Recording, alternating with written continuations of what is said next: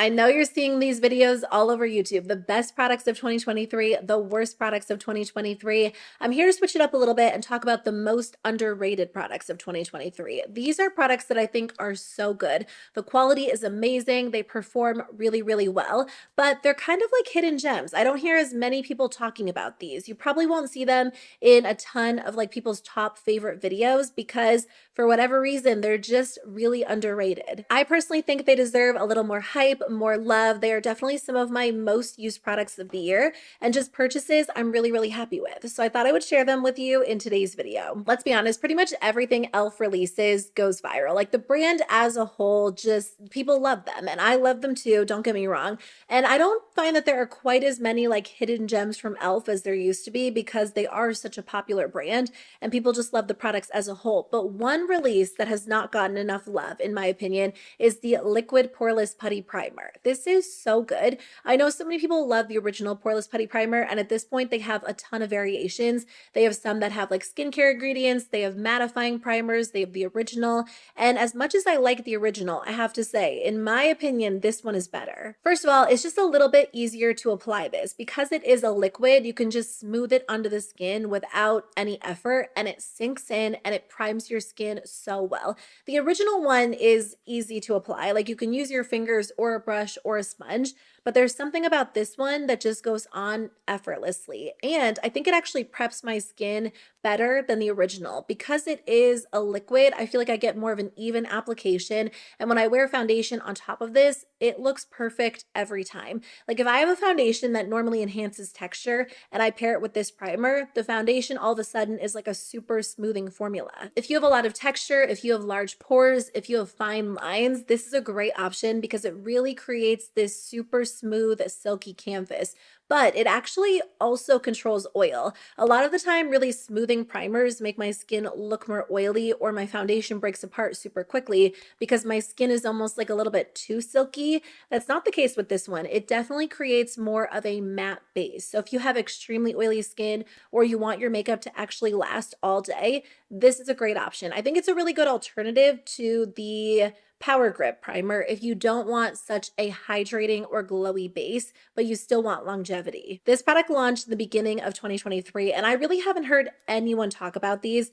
Honestly, I'm surprised that these didn't go viral because it's somewhat similar to a lot of other popular products, but almost better in a lot of ways. It's from About Face. It is their lip color butter. So I have the shade it's their Cherry Pick lip color butter, and I have the shade Kiwi Fizz. It looks like the typical glossy, balmy lip product. You click it up and it comes out on top, but this one actually has a lot more pigment than other products. I personally do tend to be more into like sheer lip colors like the Tarte Maracuja Juicy Lips, the Hourglass Balms, but there is a time and a place in my makeup routine for more of a pigmented lipstick. I mean, I have one on today. It's kind of similar to this. I should have just worn this, but I wasn't planning on filming this video. I just had like a few extra minutes today, so I sat down to film this.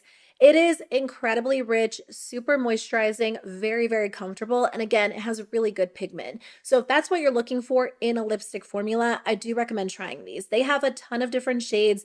They have like really bright, vibrant colors like hot pinks. They have a red. And if you're ever shopping on Ulta's website or you're looking for like a rich, beautiful lipstick, I highly recommend this formula. It's very comfortable, really, really nourishing. Another great, like very moisturizing lipstick formula with good pigment is this one from LYS Beauty. And I know LYS Beauty has had some viral products, but I think this is such an underrated formula from them. Again, this launched early 2023. I think I bought it back in like February because I was doing a video on some of the more affordable products at Sephora, and I just love this formula. They have, I believe, like 7 different shades. So again, not a ton of options. It is incredibly comfortable. It's very rich, very moisturizing, but it's also really long wearing for more of a cream lipstick. It stays in place well. It's very comfortable. It's not transfer proof, but I don't find that I have to reapply it as much as I do other cream lipstick formulas because it is more long wearing. Also, the packaging is so cute. Like this is the cutest lipstick I own.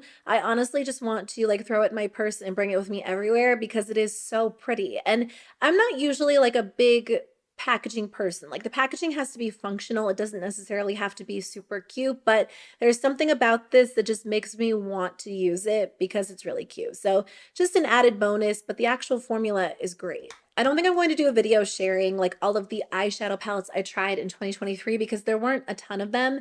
And if I ranked them, it would probably take like 5 minutes, to be honest with you. But I think one of the best formulas I tried is this one from Catrice. These are $6 eyeshadow palettes, which is really just mind blowing to me because if a brand like Catrice can launch a formula like this for $6, I really don't know what other brands have as an excuse because this formula is great. I do like high-end eyeshadow, but there are so many good drugstore formulas. I think I did a video not too long ago on my favorite drugstore palettes. I'll link it below if you want some more alternatives.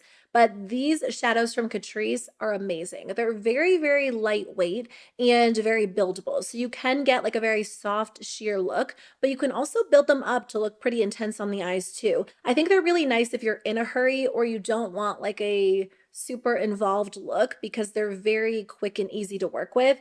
But like I said, if you do want something more dramatic, you can take the time to create more of a smoky look. They're just silky, very smooth, very light. You know how some shadows are kind of like thicker and heavier like Natasha Denona. So if you want intense pigment right away, like that's a good formula to choose. And I like that type of formula, but I also like something that's just very buildable, very blendable and quick. And this is the formula that I tend to reach for the most when I want like that super light texture on my eyes. I highly recommend these. You can't go wrong. I mean, for $6, I'm honestly shocked that they don't charge more. But Catrice as a whole is a brand that tends to keep their prices lower.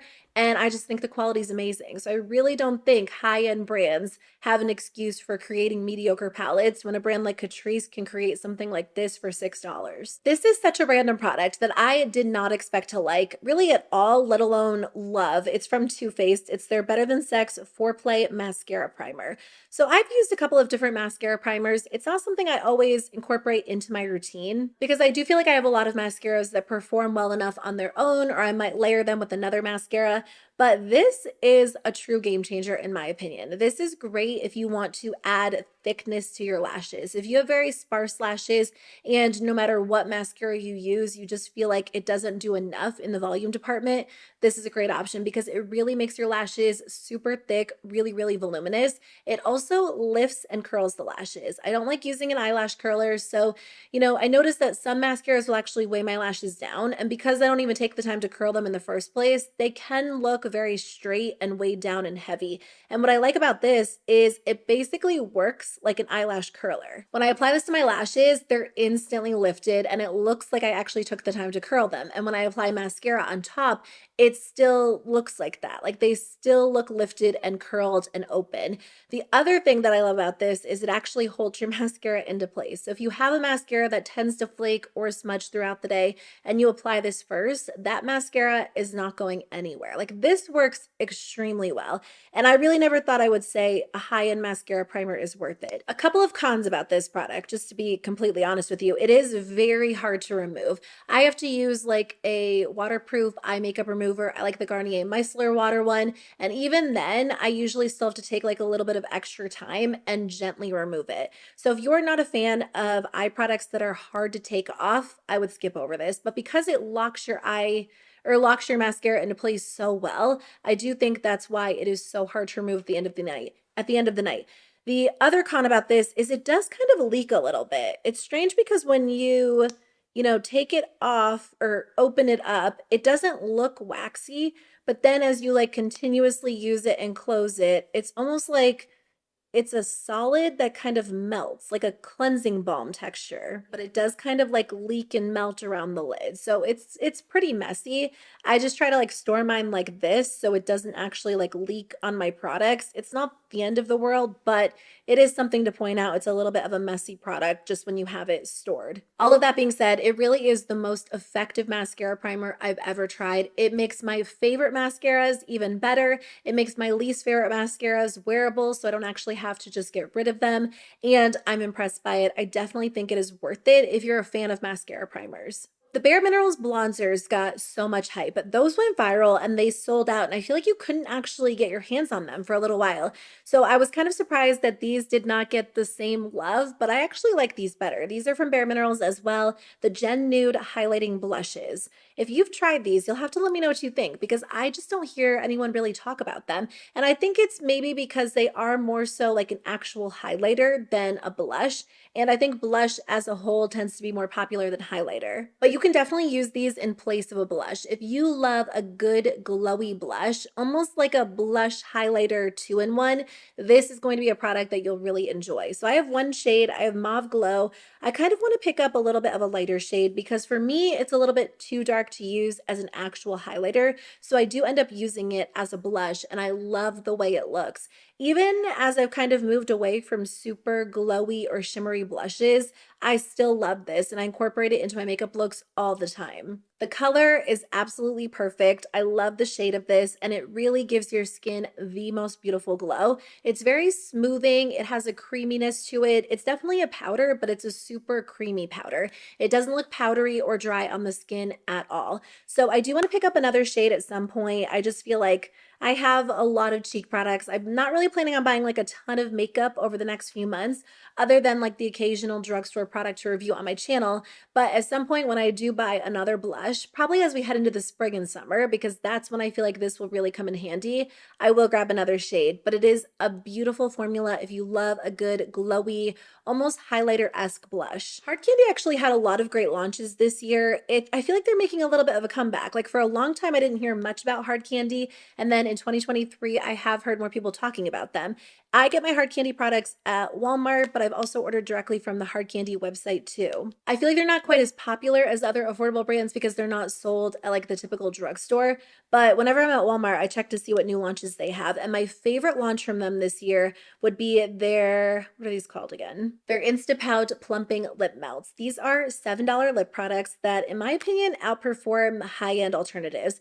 They're very similar to like the Makeup by Mario plumping lip balms. Honestly, I almost like these a little bit more than the Makeup by Mario ones. I feel like they're extra smooth on the lips, whereas the Makeup by Mario ones, like if you apply a little bit too much, they look and feel kind of heavy, like they're almost too gloopy. I think I've said that before. I don't know if that's actually a word, but it's easy to over apply those and it just feel like you have too much product on your lips. Whereas these are a little bit more, I want to say like refined, like they're balmy, but they're not quite as melty. I mean, they're very, very similar. So there are not like major distinct differences between the two. You really can't go wrong with either one of them, but the Hard Candy ones are a lot less expensive. So if you aren't sure that you would like the Makeup by Mario formula and you kind of want to try something similar, maybe pick one of these up and try them out and see if you enjoy them. And if you do, and there's like a Makeup by Mario color you feel like you have to have, you could go with one of those afterwards. They only have, I believe, like 6 or 7 shades, but I feel like they have a pretty good range. Like they have nudes, they have pinks,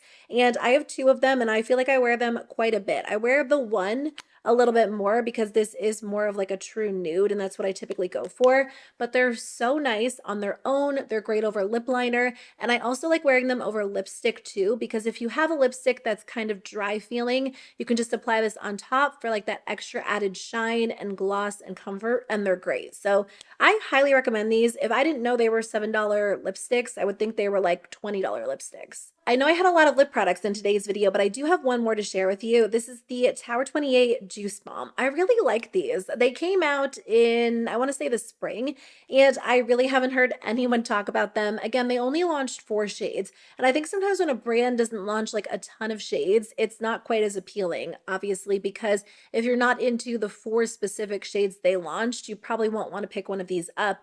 But what I like about these is they're very easy to wear. I've tried a couple of tinted lip balms over the years, and there are good alternatives that are maybe a little bit more affordable. ColourPop has some, but ColourPops have a very strong scent that I know a lot of people don't like.